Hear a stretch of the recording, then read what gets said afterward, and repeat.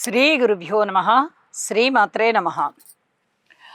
10 మే నుంచి 16 మే వరకు గల కాలానికి రాశి ఫలితాలు ఏ విధంగా ఉన్నాయో ముందుగా తెలియచెప్పుకుందాము.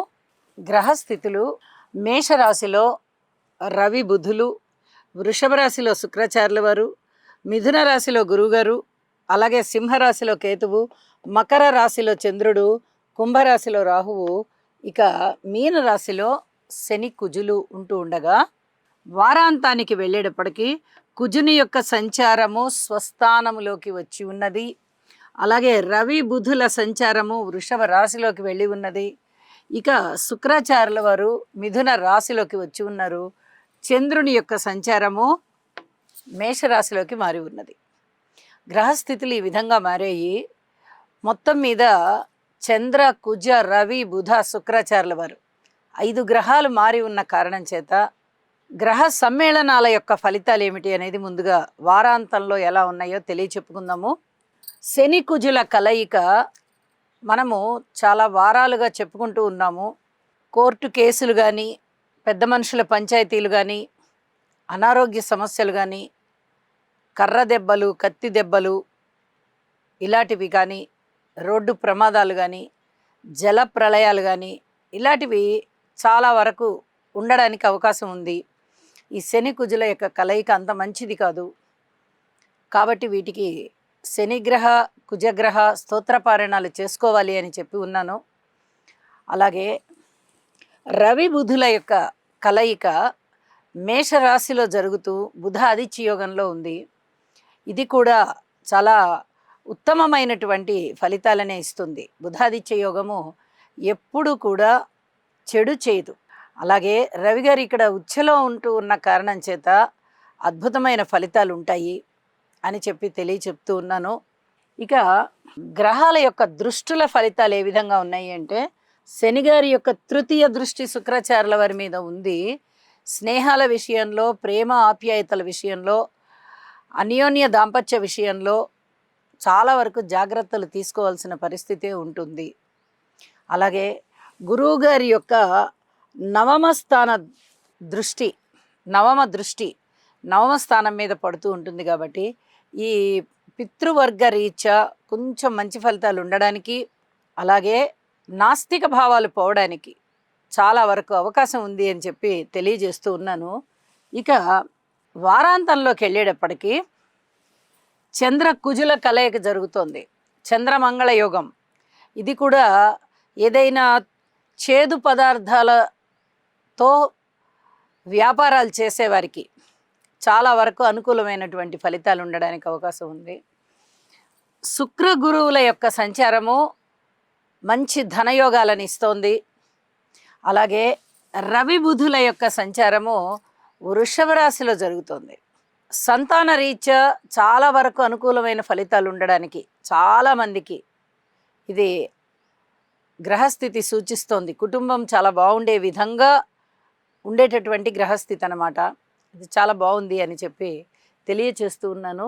ఇక ఈ చర్మానికి సంబంధించిన రుగ్మతలు ఏవైనా ఉండడానికి కొంచెం అవకాశాలు కనిపిస్తూ ఉన్నాయి. ఔషధ సేవ చేయవలసినటువంటి పరిస్థితి కనిపిస్తోంది. ఇక స్తోత్ర పారాయణాల విషయంలో మటుకు తప్పనిసరిగా నవగ్రహ స్తోత్ర పారాయణాలు చేయండి. ప్రతి రాశి వారు కూడా చేయండి. ఇక నక్షత్రంతో కానీ రాశితో కానీ సంబంధం లేని విధంగా ప్రతి మనిషి ఈ జాగ్రత్త తీసుకోవడం, ఇంటి ఇలవెల్పుని పూజించడం చాలా చాలా మంచిది అని చెప్పి తెలియజేస్తూ ఉన్నాను. ఇక రాసుల్లోకి వెళ్దాము. ముందుగా మేషరాశి. మేషరాశి వారికి ఈ వారం రోజుల కాలంలోనూ 10 నుంచి 16వ తేదీ మే వరకు ఉన్నటువంటి గ్రహస్థితులని పరిశీలన చేసినట్టయితే, ద్వితీయ స్థానంలో ఉన్నటువంటి శుక్రాచార్యుల వారు బాగున్నారు. దశమ స్థానంలో చంద్రుడు, ఏకాదశంలో రాహువు. 3 గ్రహాల యొక్క ఉనికి కూడా చాలా బాగుంది అని చెప్పి తెలియచెప్పడం జరుగుతోంది. అయితే ఏలినాటి శని జరుగుతోంది కాబట్టి కొంచెం జాగ్రత్తలు పాటించవలసినటువంటి పరిస్థితి ఉంటుంది. అలాగే తృతీయ స్థానంలో ఉన్నటువంటి గురువుగారి సంచారం వల్ల మేషరాశి వారికి ఏమాత్రం ఉపయోగకరమైన ఫలితాలు ఉండకపోగా ఇంకా కొంచెం అభియోగాలు వీరి మీద లేనిపోయినటువంటి అభియోగాలు ఉండేటటువంటి పరిస్థితి ఏర్పడుతోంది. చాలా జాగ్రత్తగా ఇలాంటి వాటిట్లలో నుంచి బయటికి రావాలి. అలాగే దూర ప్రాంత ప్రయాణాలు చేయవలసి వస్తుంది. ఈ స్థానచలనానికి సంబంధించిన ఇబ్బందులు, వ్యయ ప్రయాసలు, ఖర్చులు ఇలాంటివన్నీ ఎక్కువగా ఉంటాయి. ఏదన్నా వ్యసనాలకి బానిస అయ్యేటటువంటి పరిస్థితి కనిపిస్తోంది. అత్యధిక జాగ్రత్తలు తీసుకోవాలి మేషరాశి వారు. అలాగే కుటుంబ జీవితం బాగుంది అని చెప్పి తెలియచెప్పడం జరుగుతోంది. మాట తీరు చాలా చాలా బాగుంది. అన్నదమ్ములతో సహాయ సహకారాలు లేవు. కోర్టు కేసులు ఏవైనా ఉన్నట్లయితే వాయిదా వేసుకోవడం చాలా మంచిది. మాతృవర్గ రీత్యా బాగుంది అన్న మాటే కానీ ఆ బాగుండడం మీకు పూర్తిగా ధన సహాయంగా ఉంటుందా, లేకపోతే ఏదైనా సలహా సంప్రదింపుగా ఉంటుందా అనేది చెప్పడం కష్టమవుతుంది. ఏదో ఒక విధంగా మటుకు మాతృవర్గ రీత్యా సహాయ సహకారాలు లభిస్తాయి. విద్యార్థులకి బాగుంటుంది, స్త్రీలకి బాగుంటుంది. అలాగే సంతాన పరంగా కొంచెం ఓర్పు కలిగి ఉండవలసినటువంటి వ్యవహారం కనిపిస్తూ ఉంది.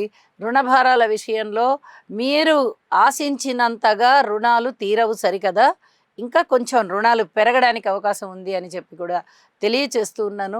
వివాహాది శుభకార్యాల విషయంలో కొంచెం వివాహాది శుభకార్యాలు మీకు కుదరడానికి అవి దగ్గరకు వస్తున్నాయా సంబంధాలు అన్నట్టుగానే ఉంటుంది.